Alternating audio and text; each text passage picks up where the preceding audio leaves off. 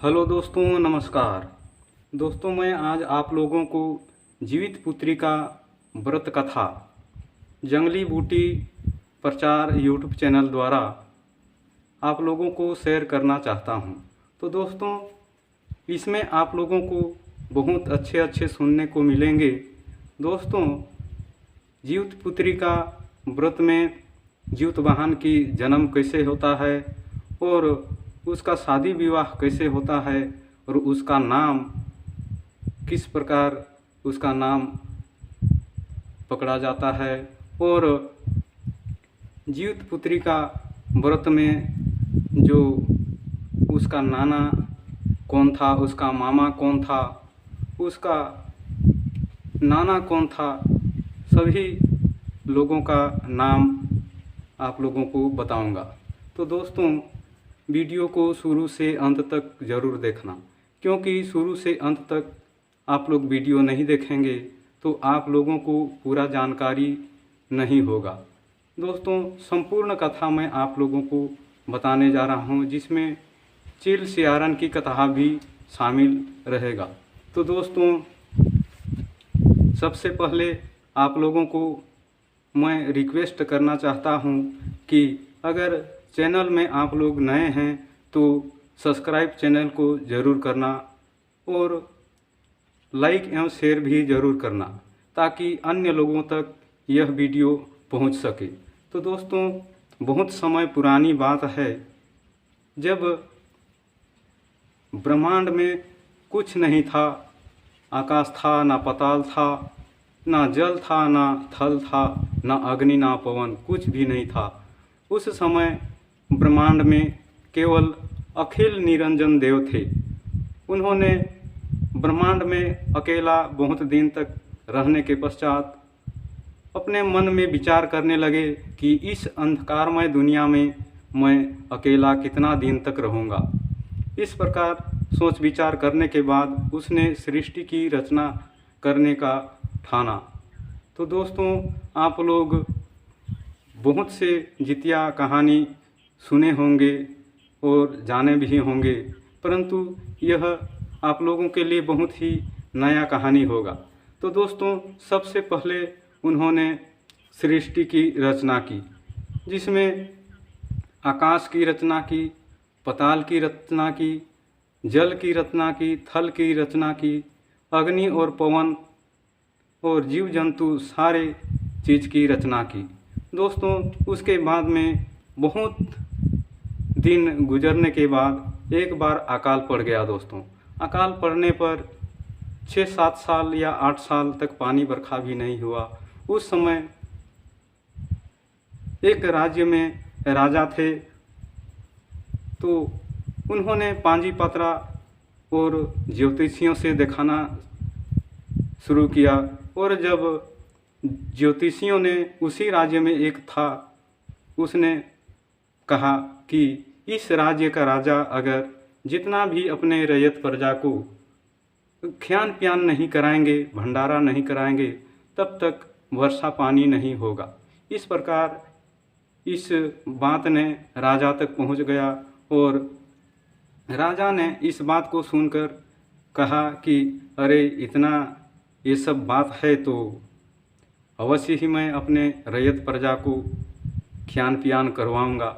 इस प्रकार राजा ने कहा और अपने भंडारियों को, चौकीदारों को कहा बुलाकर कि जाओ पूरे शहर में ढिंढोरा पिटवा देना, हकवा दिला देना, मुनादी करवा देना कि सब कोई हमारे यहाँ से धान ले जाएंगे और उसको उसना बरका करके चावल बनाकर कूट छाँट कर लाएंगे। उसके बाद में उन्हें खान पान किया जाएगा।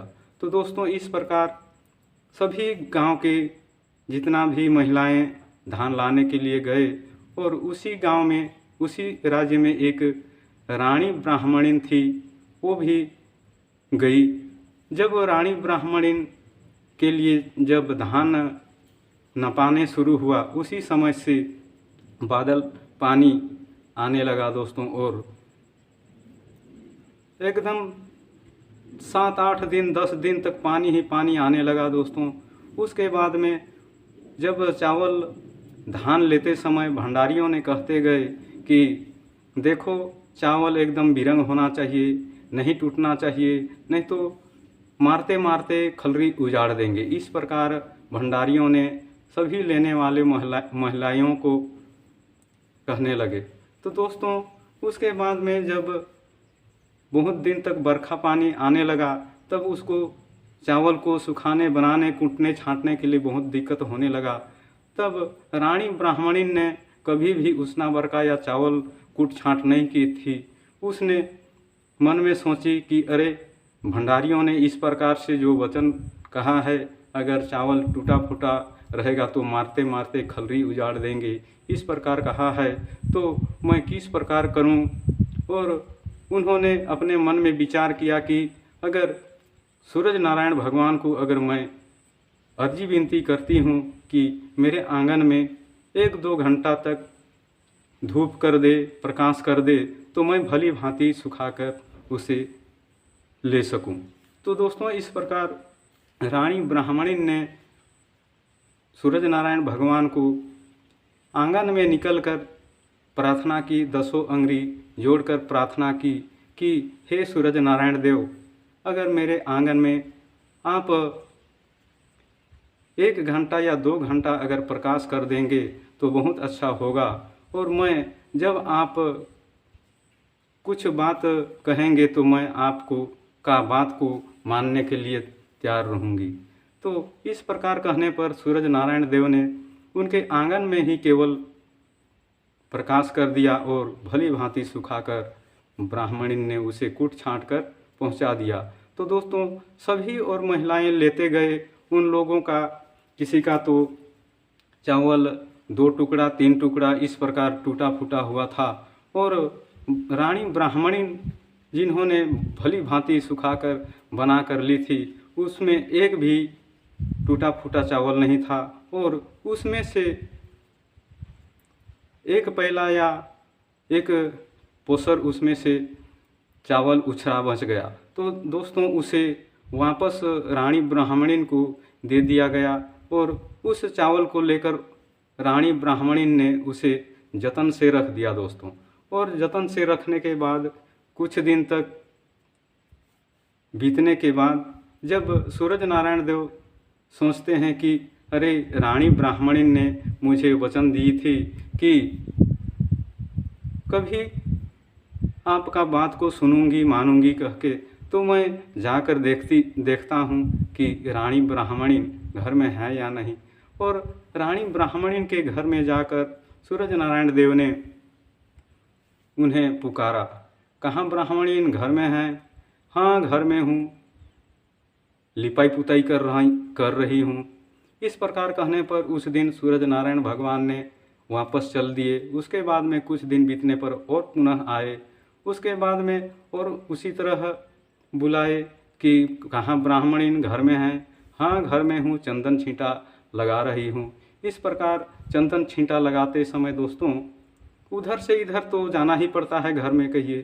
तो उसी समय आंगन में जब सूरज नारायण खड़े थे और ब्राह्मणिन उधर से इधर घर में जा रहे थे दोस्तों, तब दोनों ब्राह्मणिन का और सूरज नारायण देव का, सूरज नारायण भगवान का आँख से आँख दोस्तों मिल जाता है।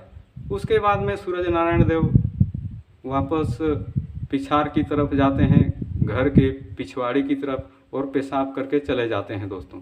उसके बाद में कुछ दिन बाद जब ब्राह्मणिन बाहर निकल कर देखती है तो वहाँ चौलाई साग माने भाजी साग, वह बहुत अच्छा सुंदर से वहाँ उगा हुआ है दोस्तों। तो उसने विचार किया कि अरे इस भाजी साग को मैं तोड़कर साग बनाऊंगी और उसी दिन का जो उछरा चावल बाकी है उसी को मैं भोजन बनाकर उसके साथ खाऊंगी। इस प्रकार उन्होंने उसे बनाकर खाई। उसके बाद में कुछ दिन बीतने पर पनघट में उनके सहेलियों ने उसे कहने लगे कि अगर 4-5 महीना होने के बाद उसका अंग बदन शरीर कुछ अलग ही दिखने लगा, तो उन्हें कहते हैं कि नारी, आपका तो अंग बदन कुछ अलग ही दिख रही है। ना हीरे, वैसी बात नहीं है। मैं तो किसी से बात करती हूँ नहीं करती हूँ और कहीं घूमने भी जाती नहीं हूँ, और आप लोग मुझे इस प्रकार से कहती है। और कुछ दिन बीतने के बाद यह बात राजा तक पहुँच गया दोस्तों, और राजा ने वहाँ पर 2 सिपाहियों को उसके रख रखाव के लिए, देखभाल के लिए दोस्तों वहाँ पर भेज दिए। और 9 माह पूरते पूरते उनके कोख से बहुत अच्छा सुंदर लड़का जन्म लेता है दोस्तों, बहुत अच्छा, जिसका जो बाल होता है चांदी के समान, और आँख जो होता है एकदम दर्पण ऐना के समान, और उसका नाक जो होता है तोता के ठोर के चोंच के समान, और उसका जो दांत जो होता है खीरा के मौंजी के समान दोस्तों। उसका छाती जो होता है चकरेट, और उसका कमर पतला होता है, और जांघ केरा के खंभा के समान दोस्तों। इतना सुंदर बच्चा पैदा होता है। तो दोस्तों कुछ दिन बीतने पर वो तो भगवान सूरज नारायण देव के पुत्र थे, वह बढ़ने लगे और अपने छोटे छोटे दोस्तों यारों से खेलने के लिए चले जाते दोस्तों। और जब कुछ दिन देखने पर उन्होंने भी अपने माँ से बोले कि माँ, मेरे लिए भी बाटी बनवा दो, मैं भी बाटी अपने साथियों के साथ खेलूँगा। इस प्रकार कहने पर ब्राह्मणीन बोलती है, उसका माँ बोलती है कि ना बेटा, मैं कहाँ से तुम्हारे लिए बाटी ला दूँ, आटा ला दूँ, जो खाने के लिए भी कुछ हम लोग के पास नहीं जुट रहा है, तो कहाँ से ला दूँ खरीद के, ना ही मेरे लिए ला ही दो। इस प्रकार कहने पर जिद, दोस्तों आप लोग जानते हैं बच्चे जो जिद करते हैं ना तो कभी मानते नहीं हैं। तो दोस्तों इस प्रकार उन्होंने एक कुम्हार के पास गए और उन्हें माटी का जो बाटी बनाने के लिए बोलते हैं, और माटी का बाटी बनाकर उन्होंने भूंज दिया, उसे पका दिया आग में और दे दिया दोस्तों। उसके बाद में वो भी उन बच्चों के साथ खेलने के लिए चले जाते हैं, और जब देखते हैं उनके साथियों ने और कहते हैं कि अरे आज देखो तो भाई, ये भी बाटी लेके आया है, पहले आज इसी को रोपने के लिए बोलेंगे, और बोलते हैं उसी को रोपने के लिए, और सब अपना खेलने के लिए लग जाते हैं दोस्तों।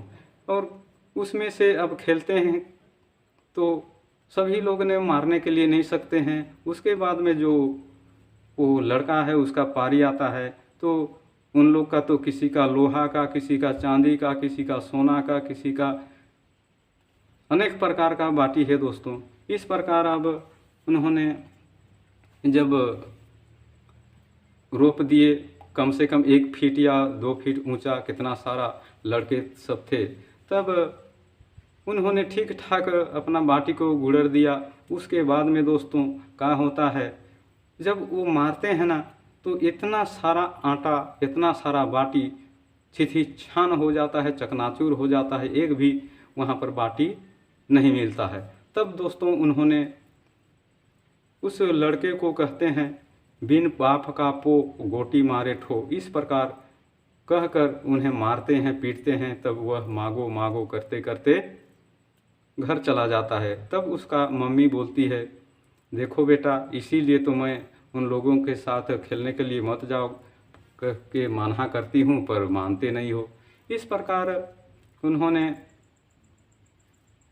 कहती है, पर दूसरे दिन और खेलने के लिए उन लोगों से चले जाते हैं, और कई प्रकार का खेल होता है। उसके बाद में दोस्तों घोड़दौड़ सीखते हैं, घोड़ा भी खरीदने के लिए बोलता है, तो बढ़ई के पास जाकर उसका मम्मी ने घोड़ा भी काठ का बनवा के ले ला देती है। उसके बाद में दोस्तों पैंकी सीखने जाते हैं, पैंकी खेलते हैं, उसमें भी वही हाल होता है, सब में जीतते जाता है, तो उसे और पकड़कर उन लोग बहुत पिटाई करते हैं और बोलते हैं कि नहीं बिन बाप का पो गोटी मारे ठो, इस प्रकार कहते हैं दोस्तों। उसके बाद में वह अभी जो चल रहा है जितिया का, भादों गति कुआर सतमी उसी समय जब पानी बरखा आ रहा था, उस समय उन्होंने मछली छेकने के लिए जाते हैं और उसको अब कहीं पर छेकने भी नहीं देते हैं, उसका तो ज़मीन ना जगह नहीं, और वैसे ही वो अपने कुमनी को कहीं पर रख के तालगछ में डेर के चला आता है। दोस्तों, सब सवेरे जाते हैं तो किसी काम में तो मेंढक फंसा हुआ है, किसी काम में खाखरा है, किसी काम में कुछ है, इसे किसी काम में कुछ भी नहीं है। और उस जो लड़का ने उसको रख दिया था, उसमें मछली एक कुमनी भरा हुआ था दोस्तों। अब उसको देखते हैं फिर भी, और वही पकड़ के, अरे रात को कितना समय आया था, अपना कुमनी में सबको डाल दिया है। इस प्रकार कहकर उन्होंने और मारने पीटने लगते हैं दोस्तों। उसके बाद में सैर छींटने जाते हैं दोस्तों। सैर छींटते हैं तो उसमें भी अब वो भी देखता है लड़का भी, और लास्ट में उस लड़का को भी उन्होंने छींटने के लिए पारी देते हैं। तो अकेला कैसे छींटेगा? उसके बाद में एक तरफ खंभा गाड़ दिया और रस्सी बांध दिया, उसके बाद में अकेला छींटने लगा दोस्तों। अकेला छींटते छींटते वो जब सब दोह को पूरा पानी को हटवा दिया, उसके बाद में जब देखता है उसमें तो कुछ भी नहीं है, और उसमें इसी जितिया में जो 8 गांठ का धागा पहनते हैं माताएं जो उपास करने वाली, वो केवल मात्र धागा था, वो भी बहुत चांदी जैसे नया एकदम चमचमा रहा था। उसे लेकर अपने मम्मी को दे दी। उसके बाद में मम्मी ने उसे बढ़िया से रख दिया कि कभी किसी काम में आएगा, इस प्रकार कह के। उसके बाद दोस्तों वो कहाँ होता है, जब वो शाम हो जाता है तो अपना माँ से अपना बाप को खोजार के लिए पूछता है दोस्तों, और कहता है, माँ मेरा पिताजी कहाँ हैं, उसे मुझे बता दो, क्योंकि पूरा शहर के लड़के सब संग साथ सब मुझे बिन बाप का पो गोटी मारे ठो, इस प्रकार कहते हैं और मारते पीटते हैं। तो आज मुझे अपना पिताजी को बता दो कि मेरा पिताजी कहाँ हैं, इस प्रकार कहते हैं दोस्तों। उसके बाद में जब उसका माँ कहती है कि खाना तो खा लो बेटा, मैं बताऊंगी ना, अब सूर्य तो अस्त हो चुका है, डूब गया है, उसके बाद में कहाँ से बताएगी। इसी प्रकार रात भर वह दोस्तों अपना मम्मी को तंग करके रख दिया दोस्तों। इस प्रकार रात भर पूछने लगा और अन्न ना पानी नहीं पिया एकदम। जब सवेरे होता है दोस्तों तो उसका माँ निकल कर आंगन में बुलाकर कहती है, देखो बेटा, उस जो अभी रथ में सवार होके सूर्य देव आ रहे हैं, उसे चीनी अंगरी में उसे रोकना, वही आपका पिता को बताएगा। तो दोस्तों इस प्रकार उन्होंने कहा, और जब उस लड़का ने चीनी अंगरी में इस प्रकार टेक कर रखा और पूछने लगा कि मेरा बाप कहाँ है, मुझे बता दो, इस प्रकार पूछने लगा, तब उस सूरज नारायण देव ने उन्हें उसका नाम बताया। मैं आपका पिता हूँ, मेरा नाम सूर्य नारायण देव है, और तुम्हारा नाम जीवत बहान है, और तेरा माँ का नाम जेठी माँ है, और तेरा मामा का नाम गरुड़ देव है, और तेरा नाना का नाम शालिग्राम है। दोस्तों इस प्रकार उन्होंने अपना परिचय दिया। तब उन लड़का ने अपने पिता से कहने लगा कि पिताजी, तो हम लोग का जीने खाने का रास्ता क्या है? तब सूरज नारायण भगवान ने कहा कि आप लोग का जीने खाने का रास्ता इस प्रकार है, ध्यान से सुनो। तो दोस्तों अगर आप लोग वीडियो में नए हैं तो सब्सक्राइब जरूर कर दें। तो दोस्तों उसका पिताजी कहने लगा कि भादों गति कुवार सतमी को जीत पुत्री का व्रत आता है, भादों गति कुवार सतमी को खई संझत व्रत नहाए खाए, और अष्टमी को मुँह मूंद के निर्जला व्रत, और नवमी को पारण करके उसके बाद में शाम समय झिंगफुलिया में गोधूली बेला में गोकोठार में पूजा करके उसके बाद में अन्न जल ग्रहण करते हैं, और उसी में से आप लोगों का जो भोग मिलेगा वही आप लोगों का जीने खाने का रास्ता है। तो उस समय आप लोग जितना भी व्रत उपवास करने वाले माताएं को आप लोग वरदान इस प्रकार देना कि निर्धनिया को धन, निरपुत्रिया को पुत्र, और निर्जस्या को जस, और निर्बुद्धि को बुद्धि, इस प्रकार आप लोग उन लोगों को वरदान देना। तब उसके बाद में सूर्य नारायण देवता अपना रास्ते में और चल दिए। उसके बाद में उस दिन से उस लड़का ने अपना मम्मी के साथ रहने लगा और बड़ा हो गया, सियाना हो गया। अब राजा को भी चिंता फिक्र होने लगा। अब उस लड़के का अब शादी विवाह के लिए दोस्तों, अब शादी के लिए उसको अपना मंत्री सबको बोलता है, और जितना भी वो जो चौकीदार, भंडारियों और दीवान सबको बोलता है और कहता है कि जाओ उस लड़के के लिए, जीवित वाहन के लिए कहीं पर लड़का के लिए वधू का जुगाड़ कर देना, और जहाँ भी जाना वहाँ पर बात पूरा तय करके ही आना। दोस्तों इस प्रकार वह जाते हैं और उज्जैनगर में दोस्तों, और उज्जैनगर में ऐसा लड़की मिलती है कि उसका माँ केवल थी और उधर लड़की। जिस तरह इन लोग इधर अपना माँ और लड़का केवल थे, उसी प्रकार मिल गया दोस्तों। उसके बाद में उन्होंने शादी का पूरा तय तपाटा करके चले आए। उसके बाद में सब बाराती जाने लगे दोस्तों। बाराती जाते समय जब रास्ते में सूर्यास्त हो जाता है, उस जगह रुक जाते हैं। उस जगह का नाम है दोस्तों उजाड़गढ़।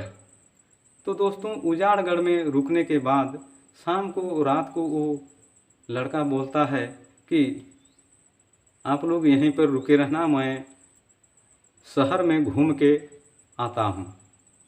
उसके बाद में शहर घूमने जाते हैं दोस्तों। वहाँ पर गरुड़ देव जो था वह बहुत ही उस समय मनुष्यों को खा जाता था। तब वहाँ के लोग जो उजाड़ नगर के थे उन्होंने पारी बांट दिए थे दोस्तों। पारी इस तरह था कि बहुत सारा मिठाई गरुड़ देव के लिए पहुँचाते हैं और एक आदमी, और उसी दिन जब जा रहे थे उसी वो तो लीला करना था दोस्तों उस जीवित वाहन को। और एक जो शादी करके नया नया गौना करके लाया था उसका बेटा का ही पारी था दोस्तों। तो बुढ़िया एक वहाँ पर घर में घुसती है तो हंसती है और बाहर निकलती है तो रोती है। तो उसे देखकर जीवित वाहन वहाँ रुक गए। उसके बाद में पूछते हैं उस बुढ़िया से कि मौसी आप अंदर घुसते हैं तो हंसते हैं और बाहर निकलते हैं तो रोते हैं, जो क्या बात है। इस प्रकार जब पूछते हैं तब उस बुढ़िया ने उस बुजुर्ग बुढ़िया ने उसे कहता है कि अरे बेटा, मेरा लड़का को आज ही गौना करा के लाया हूँ और आज उसी का पारी है जो गरुड़ देवता है। एक आदमी और मिठाई, रोटी पूड़ी जो भी हो और फल फूल ये सब आज पहुँचाना है दोस्तों, और आज ही गौना करा के लाई हूँ, इस प्रकार कहती है। तब जीवित महान कहते हैं कि उसके लिए मौसी, मैं दादा के बदले, भैया के बदले में मैं जाऊंगा, उसमें आपको रोने की कोई चिंता नहीं है, कोई फिक्र नहीं है। इस प्रकार जब जीवित बहान कहते हैं तो बुढ़िया बुजुर्ग खुश हो जाती है। अरे अभी तो मेरा लड़का बच जाएगा, कोई भी लड़का रहे, ये मेरे को मौसी बोल रही है। तब अब जितना भी वो उसके लिए जो मिठाई बनाई थी सबको किसी कार्टून या किसी में बोरा में भर कर रख दी और उस जीवतवाहन ने उस गरुड़ देव के पास जाने लगा। और रास्ते में दोस्तों जितना भी जो मिठाई था ना, उसको सबको जीवतवाहन खा गए, पूरा को खा गए। उसके बाद में और उसमें ईंटा पत्थर ढेला सबको भर दिए। उसके बाद में लेट में जाने लगे। तब उधर गरुड़ देव ने भूख के मारे और क्रोध के मारे दांत को पीसने लगा, चबाने लगा। इस प्रकार जब पहुंचता है जीवतवाहन, तब दोस्तों उसे गाली देता है, गलौज देता है। सभी लोग तो टाइम से पहले पहुंच जाते हैं, आप तो बहुत लेट करके आ रहे हैं। तब उस ईंटा पत्थर को रख दिया उसके पास में बोरा में, तो देखता है उसमें तो कुछ भी नहीं है, ईंटा पत्थर है, और गुस्सा जाता है दोस्तों। इस प्रकार गुस्साने पर जब जीवतवाहन बोलते हैं कि लो मेरा अंग को ही खा लो, मेरा शरीर को ही खा लो, आपका भूख मिटा लो, तृप्ति मिटा लो। इस प्रकार जब जीवतवाहन कहते हैं और अपना अंग को एक साइड का को दे देते हैं। जब एक चोंच मारता है उसके बाद में और उधर पलट के और अपना शरीर को देते हैं। इसी प्रकार वो उलट पलट करके अपना अंग को देने लगे। तब गरुड़ देव ने सोचते हैं, अरे कोई भी मनुष्य एक ही चोंच मारने के साथ ही मर जाता है, ये तो कैसा इंसान है जो मर भी नहीं करता है, और जैसे का तैसे इसका अंग और वैसे ही हो जाता है। अब वहाँ पर पूछागति चलता है दोस्तों कि तुम कौन हो। तब जीवतवाहन भी कहते हैं कि आप कौन हैं। इस प्रकार बहसा बहसी चलता है दोस्तों, सामना सामनी। उसके बाद में जब आखिर में मैं जीवतवाहन हूँ इस प्रकार कहते हैं, तब गरुड़ देवता कहते हैं और मैं जीवतवाहन हूँ, मेरा माँ का नाम जेठी माए है और मेरा मामा का नाम गरुड़ देव है और मेरा नाना का नाम शालिग्राम है। दोस्तों इस प्रकार जब बताते हैं तब एहसास होता है गरुड़ देव को, अरे मैं तो अपना भांजा का ही जो मांस को मैं खा लिया हूँ, तो इसके लिए अब तो मेरे को बहुत अभी ये हो रहा है। तो उसी दिन से दोस्तों गरुड़ देव ने मांस खाने का, जो मनुष्यों को खाने का जो त्याग कर दिया और अपने भांजा को जीवतवाहन को उन्होंने कहने लगा कि भांजा आप जो भी वर मांगना चाहते हो, वरदान मांगना चाहते हो, वो वर मांग लो, मैं देने के लिए तैयार हूँ। तब जीवतवाहन वहाँ कहते हैं कि मामा गरुड़ देव जी आप मेरे लिए अमृत ला कर दीजिए। तब वहाँ दोस्तों गरुड़ देव ने स्वर्गलोक जाते हैं अमृत लाने के लिए। उस समय जीवतवाहन वहाँ पर जितना भी मनुष्यों को खाया हुआ हड्डी था उसे इकट्ठा कर लिए थे दोस्तों। जब गरुड़ देव उस अमृत को ला देता है और जीवतवाहन को दे देता है, तब उस अमृत से जीवतवाहन ने जितना भी हड्डी था उसमें छींट दिया दोस्तों। तब छींटने के बाद उन जितना भी मृत आदमी मनुष्य थे वह जिंदा हो गए और हमें कौन जगाया, हमें कौन जगाया, इस प्रकार उन्होंने कहने लगे दोस्तों।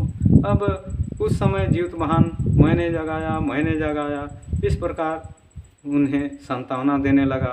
तब उन लोगों ने जितना भी जीवित हुए उन्होंने दोस्तों उससे पूछने लगे जीवतवाहन से कि हम लोग का जीने खाने का रास्ता क्या है और हम लोग आप लोगों का क्या सेवा करें। इस प्रकार अर्जी विनती उन्होंने करने लगे।